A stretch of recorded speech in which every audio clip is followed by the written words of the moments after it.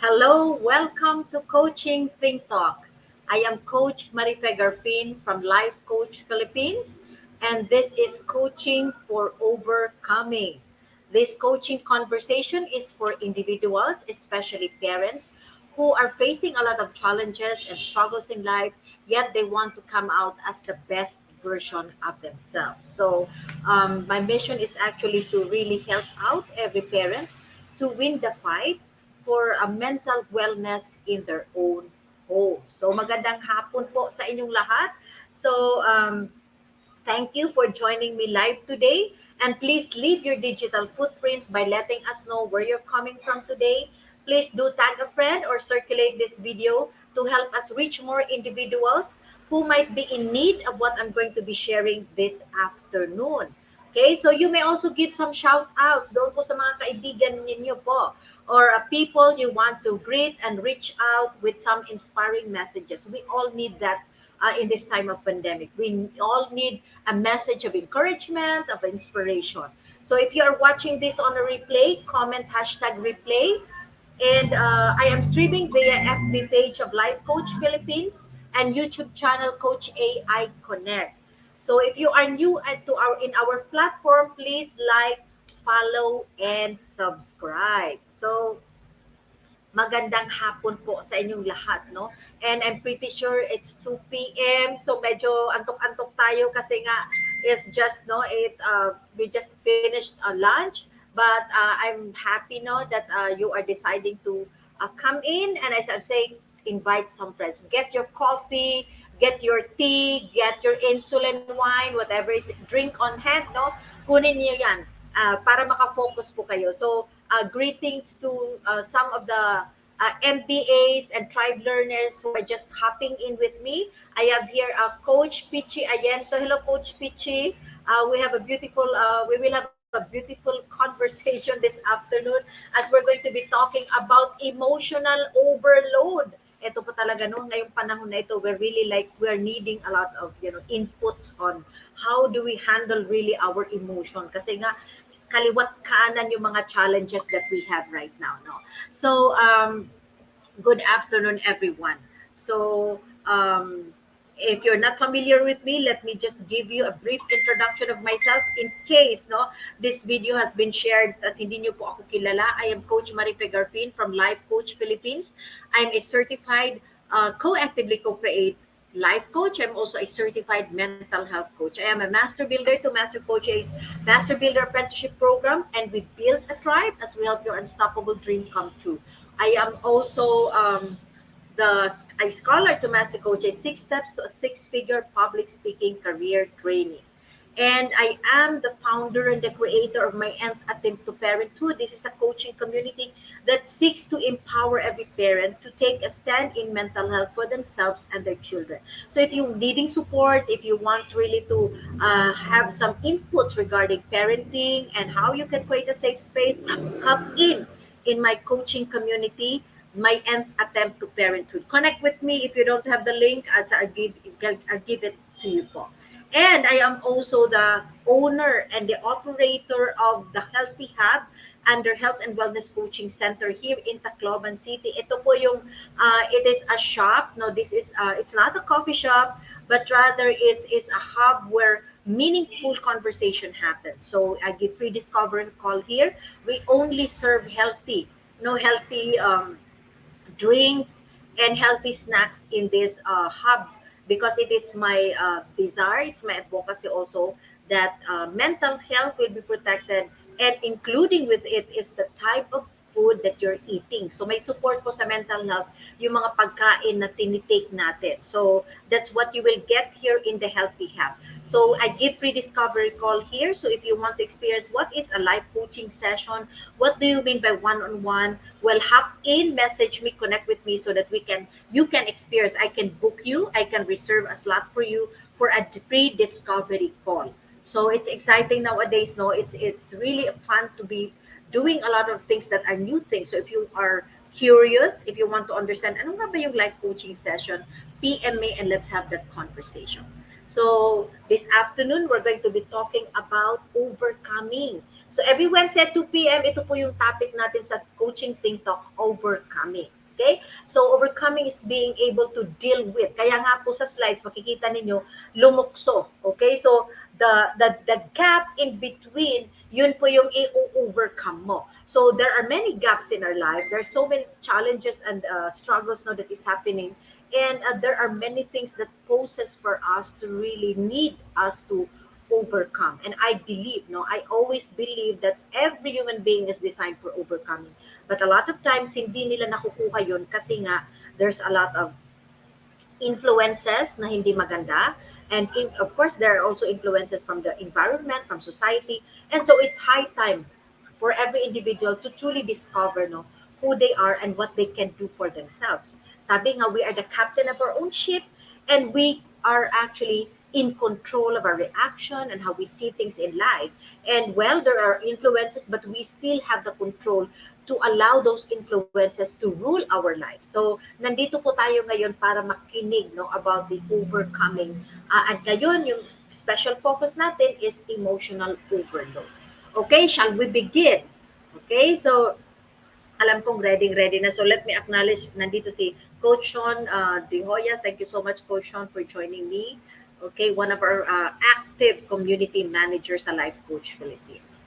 Okay, so focus, get your hashtag Pack My Bag moment, share it in your timeline so that you can also be a blessing to other people. There might be some learning that makukuha po ninyo, then it may not just be applicable to you. So if you share it, you might also be helping other people who are most probably not in the same boat as you, but meron din siyang struggle. So it might, you become a blessing to that person if you get your hashtag Pack My Bag moment and post it in your timeline. Okay? So ready na po ba tayo? Okay. Okay, so what is really an emotional overload? Okay? So it is defined, no? Emotional overload is actually defined as conflicting. Okay, it's conflicting in feelings. Uh, Oftentimes, na there are too many, too many feelings going on, happening all at once. Hindi mo alam kung magagalit ka, magre-rejoice ka, magiging sad ka ba. So it can be that, no? It's or not being able to act based on your gut feeling. So oftentimes or not, there are things, there are situations that comes into our life that we want really to take action. But nalalagay po tayo doon sa alanganin. Hindi ka sure, anong gagawin ko dito? So nagkakaroon ka ng emotional overload. Okay? Nag-o-overload yung feeling kasi nga sabay-sabay na siyang nangyayari. And I'm pretty sure a lot of people have experiences. I have experienced emotional overload. Sabay-sabay na, nung mawalan ako ng, like when Typhoon Yolanda took the hospital I was working, no? I was happy because I was alive, no? But I was at the same time sad because the hospital was destroyed. So wala akong trabaho. Okay? And then I was also emotionally, like, I was down for other people. I was sad for other people. And yet I want the hospital to really rise. I was also at the time, I was really like angry with the situation, angry with people na hindi tumutulong sa rehabilitation. Maraming emotion. And so I had that emotional overload. So how many of you have experienced emotional overload? Anong mga situation? What situation in your life have you experienced emotional overload? Okay, so we live in this life, we live in this world of challenges, and I'm pretty sure you have one or twice experienced at least, no, once, twice, an emotional overload. Okay, so what are the cause? Ano nga ba yung cause ng emotional overload? Well, one of them is perception. Basically, it's perception. It's our view of how many things we can handle and the perception of how many items we are being asked to do. Okay? So meron kang you have the perception kung ano lang yung kaya mo, okay, i-handle. Ito lang yung kaya ka, ito lang yung emotion na kaya mong ibigay. And the expectation, yung perception mo of the many things na gustong perception mo of the demands, okay, of may gustong ipagawa sa'yo or mayroong gustong hingin sa'yo. So, for example, in a certain period of time, no, may struggle ka sa isang situation, okay, spending a month, for example, buying this stuff because it's very important for your family, yet meron kang babayaran, 'di ba? And then meron kang may mga demands pang ibang needs, emotional, sabihin na natin financial needs, no, na to turn in between ka. But you have this limited amount of money and yet meron ka ditong kailangan, meron namang available but it's not yours. So, itong mga bagay nito, your perception basically is the one that being challenged here. Okay? And when you talk about perception, remember, our perception is always anchored on the values that we have. Okay? And of course, definitely, yeah, tama si Coach Pitch, you know, daming emotional overload. Tama ko, Coach Pitch. All at the same time, no? And oftentimes than not, we are really drained, no? Napapagod tayo sa kadami nito. How do we really handle it? Okay? So, yun yung struggle, no? Yun yung pinaka mabigat na kailangan nating isipin. What are the signs of emotional overload? Ano nga ba? Well, you feel overwhelmed. Okay, other terms of emotional overload, there's kind of feeling of being overwhelmed. And I always, this is one thing that I always remember when the word comes overwhelmed. This is actually, sabi ni Master Coach, it's time to grow. Kasi nga, ini-stretch ka, tina-challenge yung perception mo, tina-challenge yung strength mo, tina-challenge yung capability mo. Diba? So, but when you feel overwhelmed already, that's a sign that there's an emotional overload. Kasi all at the same time, di mo alam anong sasaluhin bola. And then there's panic already. There's panic already. Anong gagawin ko? So, hindi ka na makapag-isip.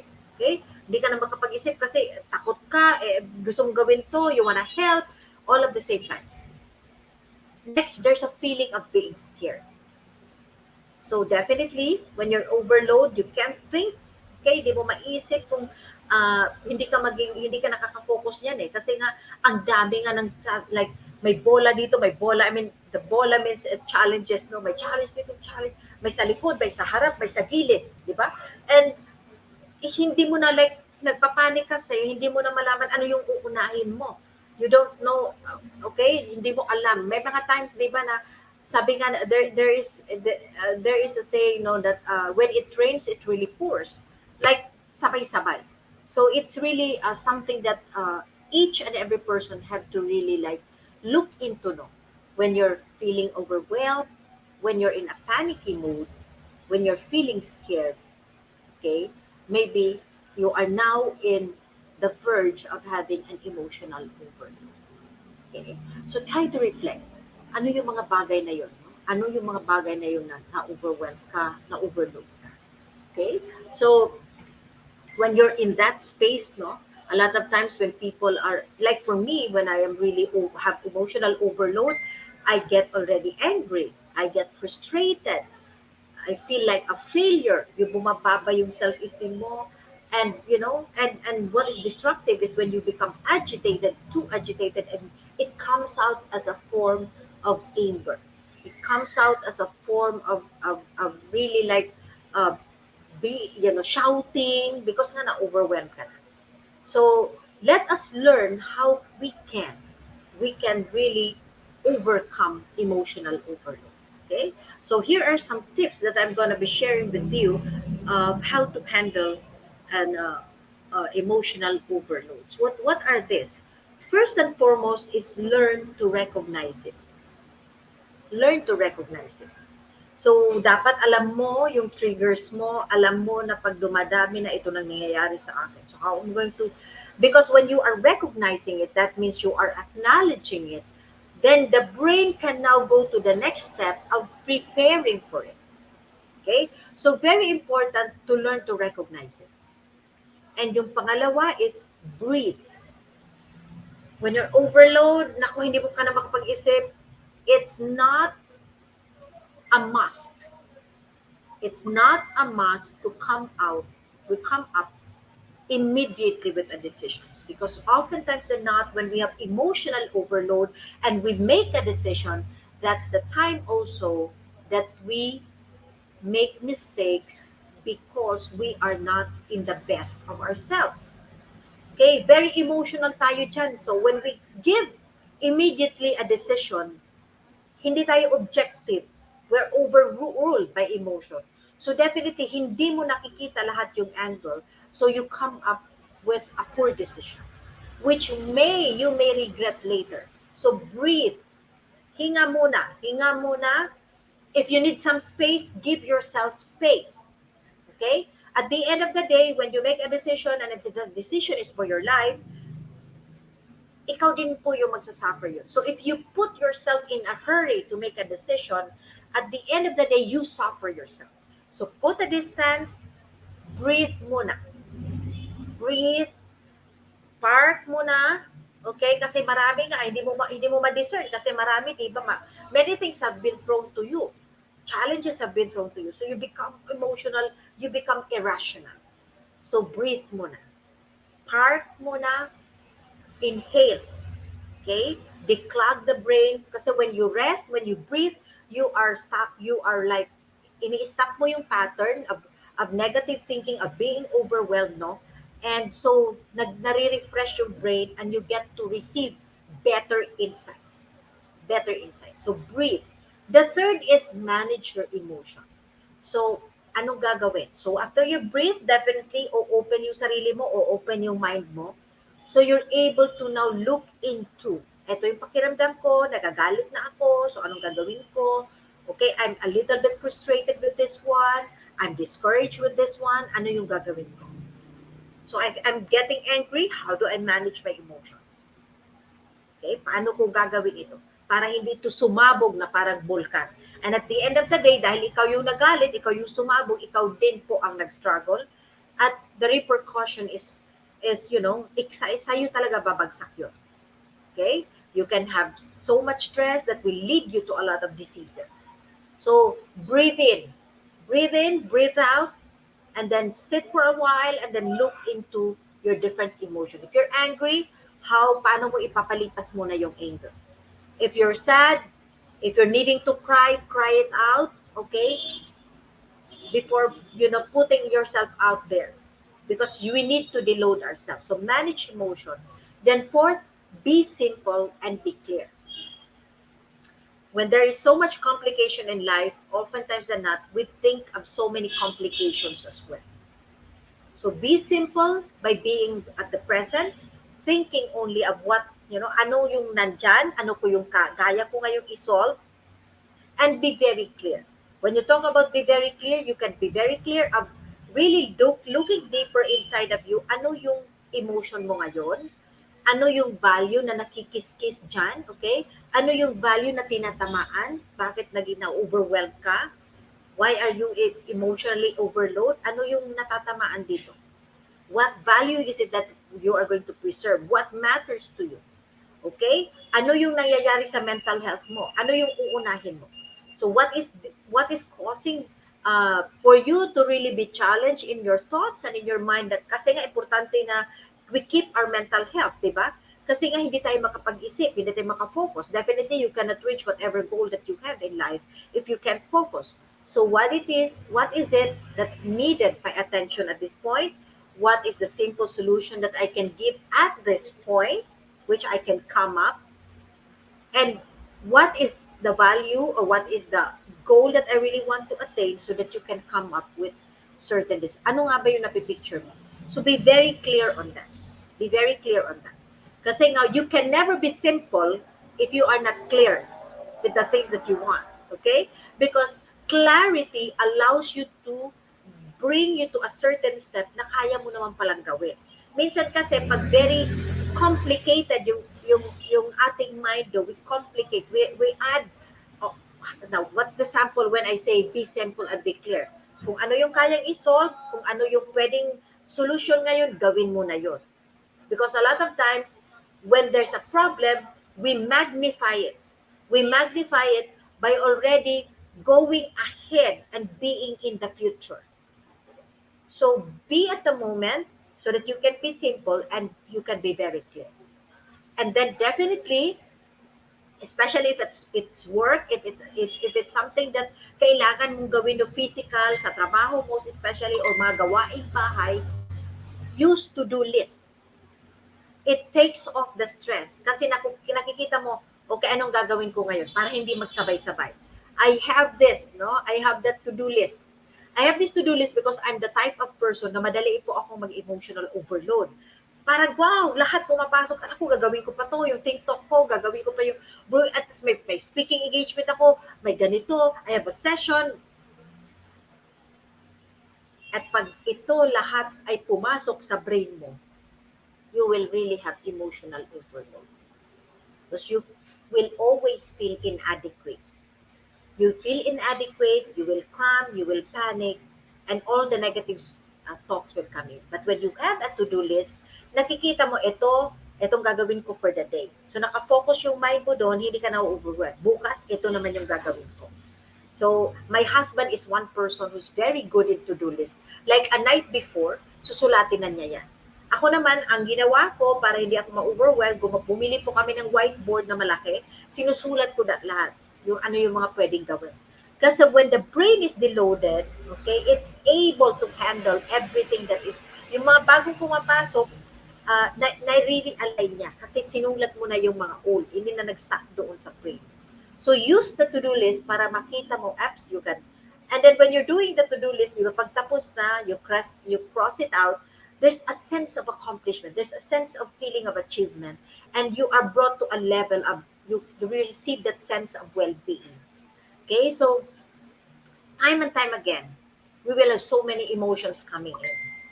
Time and time again. That's the reality of life. And we can never get out of it.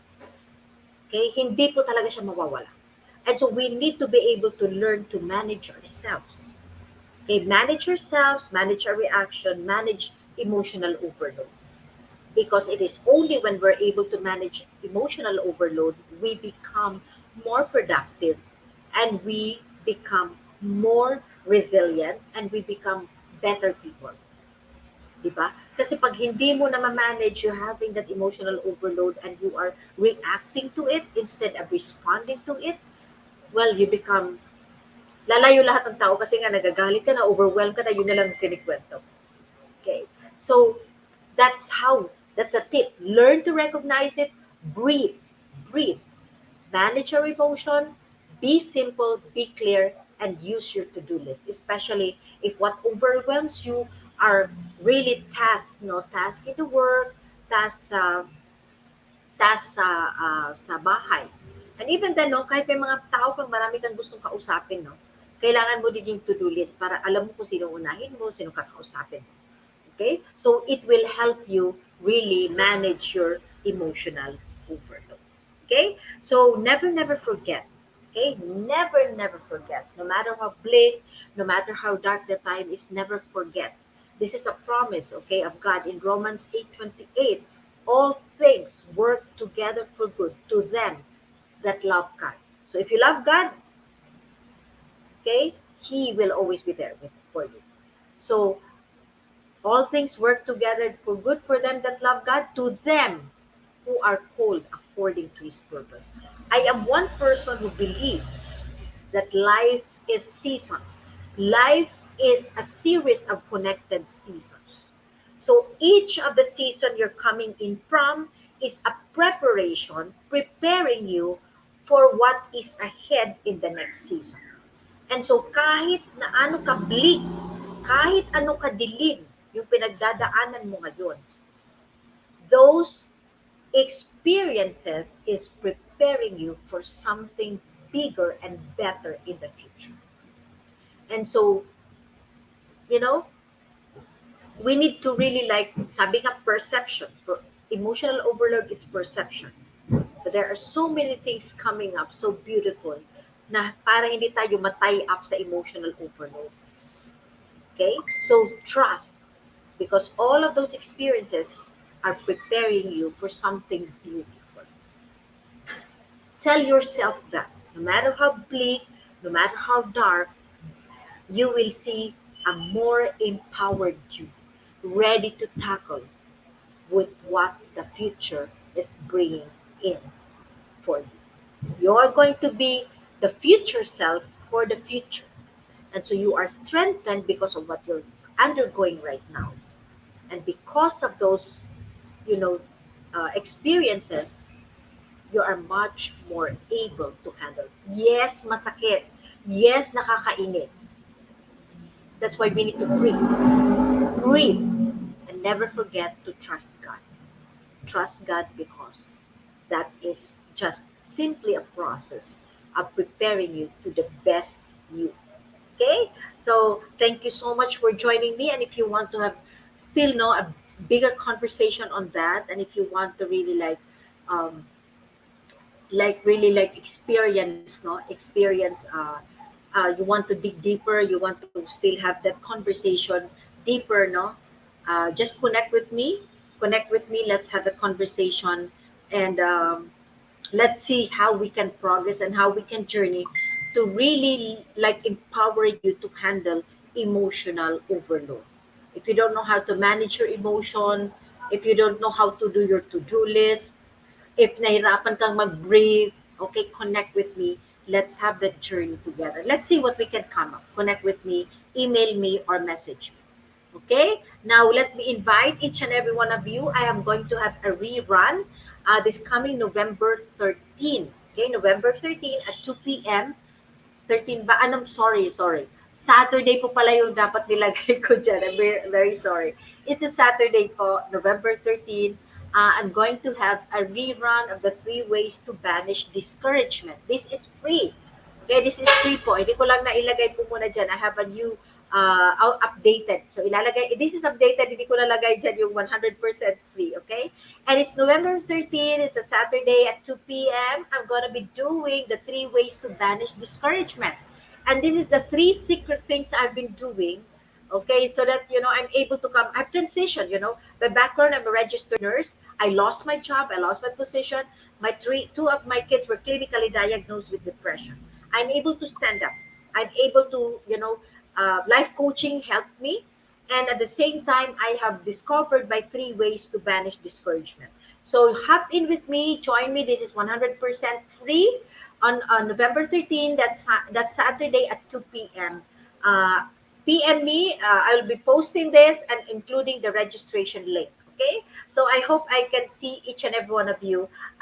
Coach Pichi, join me, to the 3 ways to banish discouragement. Coach Darbell, I'm just inviting you personally, and the rest of the people. Know if you're watching this on a replay, message me or look into my timeline. Add me, hindi po tayo magkaibigan para makuha po ninyo yung link. I'll see you on November 13. And another thing, I would like to invite every parents, no, who wanted to really create a safe space. Even if you're not yet a parent, you are in a mothering role, or you're preparing to become a parent. Well, you can hop in with me. I'm having a rerun of What Matters Understanding Your Kids. This is a coaching workshop on November 20. This is a Saturday at 2 p.m.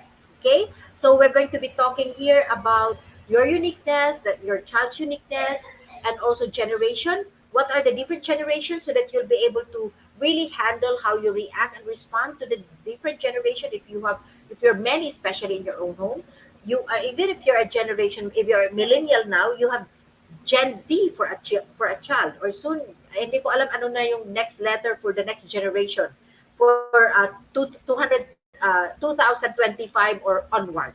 No, so if you want to prepare yourself to become a better parent, this is also one workshop that you can attend to. Okay, what matters understanding your kids, a coaching workshop, and there is an investment fee. So connect with me for the details how you're going to do it. No, and if you've known any parents who are needing this one, like parents who are having experiencing na hindi sila nag-uusap ng mga anak nila, or hindi nila maintindihan ng anak nila, they can understand why their children is deciding this way. And if your children are not talking, if their children is suffering from any form of mental health challenges, let them be connected with me so that they can attend this powerful seminar. This is a journey of mine, no? This is also a journey of mine, because 2 of my kids were clinically diagnosed with depression and have undergone 3 programs, no, at nilang ko po dito. So if you want to be free of uncertainty, if you want to be free from fear of what's going to happen to your child's future, and you want to be free from, be fearful of really not being able to handle mental health challenges in your own home, then this is a preparation for you. So join me, okay? Message me for details so that I can give you some details on the workshop. And if you have any questions, just PM me, connect with me, 099 0975 995238. Okay? So maraming maraming salamat. Or you can, ayan, nandiyan na pa, nilagay ko po sa slide. Okay? So, and then let me invite you before I end this conversation. What we are doing as an organization of professional certified life coaches. If you are not yet a smart holder of Be Learning e-card and you are still missing all the perks that we're enjoying today, well, this is the best time for you to take action. Connect with Coach Rizal through 0917-586-1661 to join the Be Learning Society, which is the 10th maker. Nandiyan po sa slide, no, tingnan niyo po, ang ganda po. Okay, the Be Learning Homes for Mental Fitness. That's a goal. That's our goal as an organization of certified life coach, no, under Life Coach Philippines, to be able to come up with a mentally fit generation to help out, and we want to build this. We want to be able to build the Be Learning homes for mental fitness.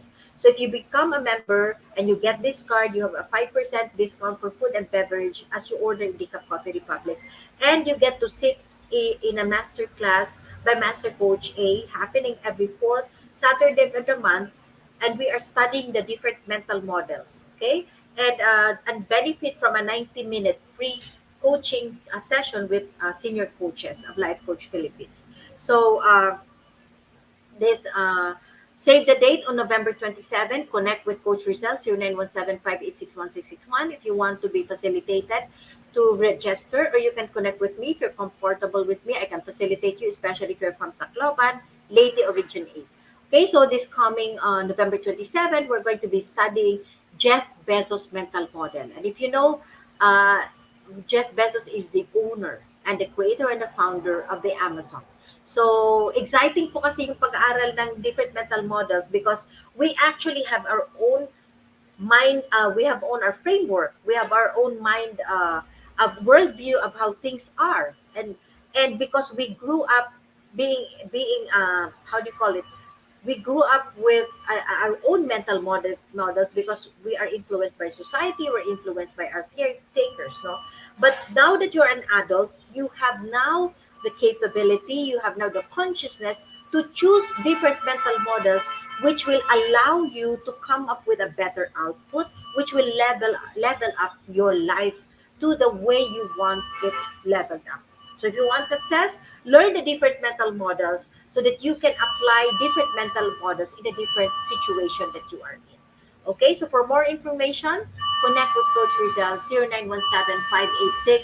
0917-586-1661. Now, uh, if you want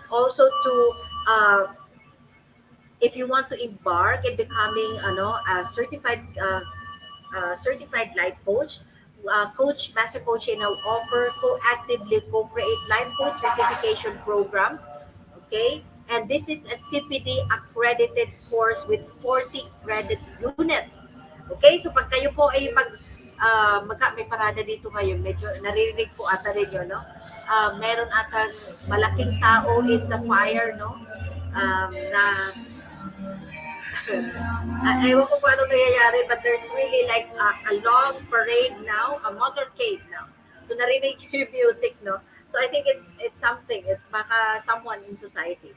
Okay, so but if you want to become a co-actively co-create life coach, you want to professionalize yourself, like takbuhan ka ng tao, they ask you for your opinion, they ask for advices from you, well, you can help them, maximum the help you can give them by getting the tools and skill of a certified life coach. So hop in, no? Hop in with us and get yourself certified. Okay, CPD is learning new things or refreshing your knowledge by doing new things. This is what makes CACC Life Coach Certification Program the perfect track for your continuing professional development. Life coaching is the 21st century learning experience that is empowering professionals to enhance their skills in multiple domains. So, and thereby increasing the relevance in an increasingly complex workplace. That's the reality. The digital space is now moving fast. And so for you to be able to really help out, for you to be able to really matter, and for you to really be able to go through the different, changes, we need to be able to adjust to the new landscape of life and in the workplace and in your own home. So join us, hop in to become a actively co-create certified life coach. So it's a 21-day web-based learning, okay? And then you have also a 3-day live coaching boot camp with Master Coach A. And the program package also comes with other bonuses. So connect with Coach Rizal at 0917-586-1661. So do join us for another coaching conversation later with Coach Tricia on coaching for mental model. So as I've said, di ba, free learning na po ito. So hop in po kayo at 4 p.m. So once again, thank you so much for joining me. This is Coach Marife Garfin from Life Coach Philippines for Coaching Think Talk. Coaches like us think and talk like this. This is us in the Philippines. Love, bomb, boom. Love, bomb, boom. Love, bomb, boom. God bless everyone. Thank you so much for joining me. Remember, you are designed for overcoming.